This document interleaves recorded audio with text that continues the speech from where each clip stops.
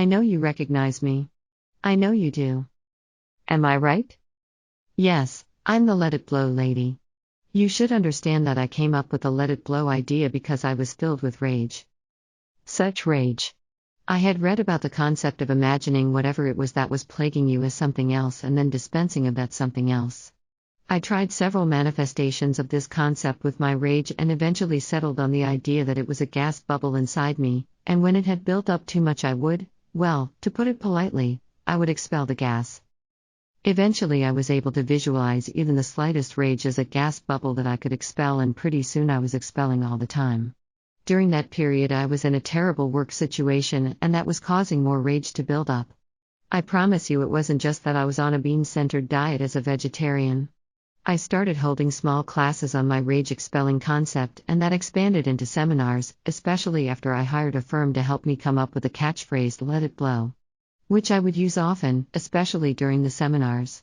It was also the title of my memoir, perhaps you remember that. New York Times bestseller. I don't mean to brag, but sometimes it feels good to brag.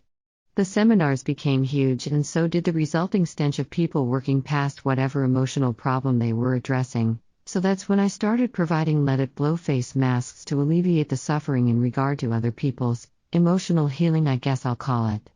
It fell apart when someone claimed that the ozone layer was deteriorating at a 100 times faster rate because of my Let It Blow program.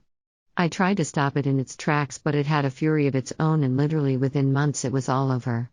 I'll just say I spent probably the next 12 months or so constantly unloading my rage at home, and the atmosphere became so challenging during that period that no one wanted to be there with me.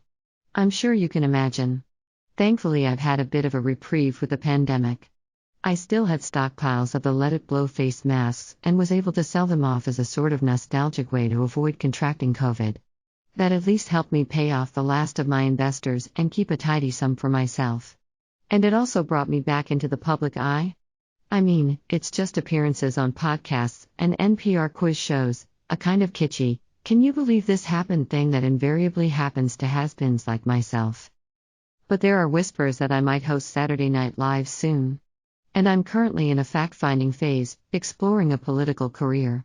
And there are even some people who have approached me about live streaming private, paid Let It Blow events. So I'm currently very open to whatever the wind of life brings my way. As I often like to say, let it blow.